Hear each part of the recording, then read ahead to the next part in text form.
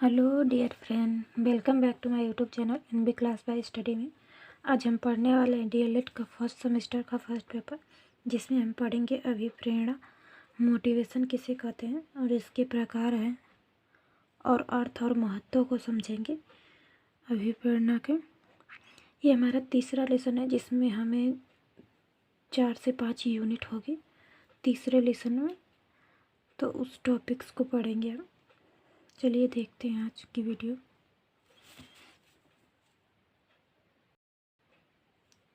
देखिए, फ्रेंडसन एक मनोवैज्ञानिक है। उनके अनुसार हम समझे प्रेरणा मोटिवेशन को हम कैसे परिभाषित कर सकते हैं। देखिए, सीखने में सफलता अनुभव अधिक सीखने की प्रेरणा देती है। हम किसी चीज़ को सीखते हैं अगर वो हमारा अनुभव और सफल बनाती है, तो हम सीखने में और भी ज़्यादा मोटिवेट फील करते हैं। उसी को अभिप्रेरणक बोलते हैं। वैसे ही गुड के अनुसार किसी कार्य को आरंभ करना, जारी रखना और नियमित बनाने की प्रक्रिया को प्रेरणा कहते हैं। वैसे ही लोवेन के अनुसार प्रेरणा एक ऐसी मनोशारीरिक अथवा आंतरिक प्रक्रिया है जो किसी आवश्यकताओं की उपस्थिति में प्रयोग होती है। आई होप अब तीनों मनोवैज्ञानिकों का नाम याद रखेंगे और उनका परिभाषा नहीं भी याद रखेंगे, किसी एक का भी रखेंगे कि अभिप्रेरणा किसे कहते हैं, जैसे कि फ्रेडेसन का या तो गुड का याद रखिएगा। चलिए हम देखते हैं कि अभिप्रेरणा के प्रकार कितने होते हैं। अभिप्रेरणा के प्रकार, ऐसे तो अभिप्रेरणा के 2 प्रकार होते हैं, एक प्राकृतिक और एक कृत्रिम प्रेरणा। चलिए हम देखते हैं उसमें क्या क्या आता है। पहला है हमारा प्राकृतिक अभिप्रेरणा, जिसमें हम पढ़ेंगे मनोदैहिक प्रेरणा, दूसरा है सामाजिक प्रेरणा और तीसरा है व्यक्तिगत प्रेरणा। जैसे मनोदैहिक प्रेरणा है, यह प्रेरणा मनुष्य के शारीरिक और मानसिक से संबंधित है। इस प्रकार की प्रेरणा मनुष्य के जीवन में रहने के लिए आवश्यक है, जैसे खाना पीना, काम, चिंतन, आदत एवं भावना। इस प्रकार के जो मोटिवेशन होते हैं वो मनोदैहिक प्रेरणा होती है। और सामाजिक प्रेरणा वो होता है, जैसे कि हम स्नेह, प्रेम, ज्ञान, पद, नृत्य ऐसे सब जो कार्य करने के लिए हम मोटिवेट फील करते हैं, उससे सामाजिक प्रेरणा कहते हैं।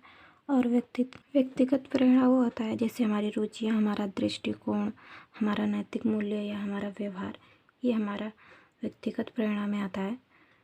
तो जैसे कि हमने मनोदैहिक में पढ़ा खाना पीना, जैसे हमारा खाना पीना, काम करना, चिंतन, ये सब हम उसमें मनोदैहिक प्रेरणा में होगा। सामाजिक प्रेरणा में होगा हमारा स्नेह, प्यार, ज्ञान, पद, नियुक्त। और व्यक्तिगत में हो गया हमारा रुचि, दृष्टिकोण। तब ये याद रखिएगा। चलिए हम दूसरा देखते हैं अपना प्रकार। वैसे ही प्रकार में हमारा ब है कृत्रिम प्रेरणा। इसमें पहला है सहयोग, दूसरा है लक्ष्य आदेश, तीसरा है हमारा अभिप्रेरणा में परिपक्वता और चौथा है अभिप्रेरणा और फल का ज्ञान और पांचवा है भाग लेने का अवसर देना। हम किस तरह बच्चों में आर्टिफिशियल मोटिवेशन डेवलप कर सकते हैं। प्रकार में पढ़ा कि 2 प्रकार हैं, और था हमारा प्राकृतिक अभिप्रेरणा और ब है हमारे कृत्रिम प्रेरणा। हमने उस प्राकृतिक में 3 प्रकार पढ़े और कृत्रिम में हमारा 5 प्रकार है। तो हम लिख सकते हैं कि हमारा प्राकृतिक में हम मनोदैहिक और सामाजिक प्रेरणा और व्यक्तिगत प्रेरणा से प्राकृतिक प्रेरणा होता है, और हमारे कृत्रिम सहयोग, लक्ष्य और अभिप्रेरणा में परिपक्वता और अभिप्रेरणा और फल का ज्ञान और भाग लेने की अवसर देना। हम इसे विकास कर सकते हैं, मोटिवेट कर सकते हैं। चलिए हम अगला देखते हैं अपना। हम पढ़ेंगे शिक्षा में अभिप्रेरणा का महत्व क्या है, हम किस तरह से उन्हें मोटिवेट रख सकते हैं उन किन किन चीज़ों से। तो देखिए, बालक को सीखने की प्रक्रिया अभिप्रेरणा द्वारा ही आगे बढ़ती है। प्रेरणा द्वारा ही बालक में शिक्षा के कार्य में रुचि उत्पन्न की जा सकती है और वह संघर्षशील बनते हैं। देखिए वो कौन कौन सी चीज़ें हैं। पहला हमारा सीखना, दूसरा है लक्ष्य की प्राप्ति, तीसरा है चरित्र निर्माण, चौथा है हमारा अध्ययन विधि और पांचवा है पाठ्यक्रम और छठवां है अनुशासन।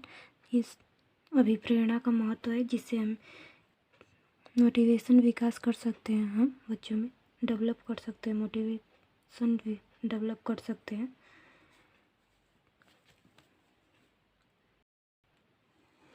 हमारा अब टॉपिक है अभिप्रेरणा करने की विधि। हम किस मेथड से मोटिवेट कर सकते हैं और कौन कौन से मेथड है, चलिए देखते हैं। कक्षा शिक्षण में प्रवेश का अत्यंत महत्व है। कक्षा में पढ़ने के लिए विद्यार्थियों को निरंतर प्रेरित किया जाना चाहिए। प्रेरणा की प्रक्रिया में वे अनेक कार्य हैं जिससे फलस्वरूप विभिन्न छात्रों का व्यवहार भिन्न होता है, जैसे सामाजिक तथा आर्थिक अवस्थाएं, पूर्व अनुभव और आयु तथा कक्षा का वातावरण आदि सभी तथ्यों प्रेरणा की प्रक्रिया में सहयोग प्रदान करती हैं। पहले हमारा हम खेल मेथड द्वारा हम बच्चों में मोटिवेशन डेवलप कर सकते हैं। दूसरा हमारा रुचि, हम जितना ही उनमें रुचियाँ पैदा करेंगे उतना ही वो मोटिवेट फील करेंगे। तीसरा है हमारा सफलता, जितना ही बच्चों में प्रतियोगिता रखेंगे तो एक दूसरे से कंपटीशन जो होगा उनमें जो बच्चा जीतेगा वो मोटिवेट फील करेगा और जो नहीं जीतेगा उसके पास भी एक रीजन होगा कि हमें अब करना है और आगे बढ़ के सफलता प्राप्त करना है। वैसे चौथा है सामूहिक कार्य। जब एक दूसरे बच्चे एक साथ कार्य करते हैं तो उनमें जो सामूहिक कार्य होता है उससे भी वो मोटिवेट होते हैं। तीसरा हमारा ध्यान, जब कोई टीचर और परिवार अपने बच्चे पे ध्यान देते हैं तब भी वो इम्पोर्टेंस अपने आप को रख के मोटिवेट फील करते हैं। और छठवां हमारा कक्षा का वातावरण, जब हमारे कक्षाओं में विद्यालय में एक अच्छा वातावरण होगा कि नेगेटिविटी नहीं होती कि हम बहुत डरा के बच्चों को रखें, तब भी नहीं रखते हैं बच्चों को डरा के, तब भी हमारे बच्चे मोटिवेट फील करते हैं। आई होप आपको अभिप्रेरणक मोटिवेशन समझ में आ गया होगा। हमने आपको अभिप्रेरणक में 3 मनोवैज्ञानिक बताया, जैसे फ्रेडिसन है, गुड है और लोवेन है। और हम अभिप्रेरणक के प्रकार बताएं जिसमें 2 प्रकार थे। पहला था हमारा प्राकृतिक और दूसरा था कृत्रिम। उसमें हमने उसके भी प्रकार बताएं कि कितने प्रकार के प्राकृतिक और कितने प्रकार के कृत्रिम हैं। फिर हमने अभिप्रेरणक के महत्व बताएं जिसमें हमने लिखा कि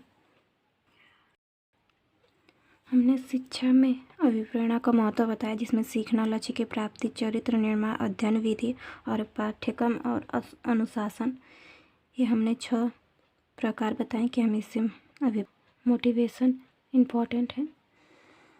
और हमने अभिप्रेरणा की विधियाँ बताई, तरह हम डेवलप कर सकते हैं मोटिवेशन को। वो खेल है, रुचि है, सफलता है, सामूहिक कार्य है और कक्षा का वातावरण है जिससे हम डेवलप कर सकते हैं जिससे हम मोटिवेट कर सकते हैं। आई होप आपको वीडियो अच्छी लगी होगी। अच्छी लगी हो तो प्लीज़ लाइक करें, शेयर करें, सब्सक्राइब करें। Thank you for watching my video.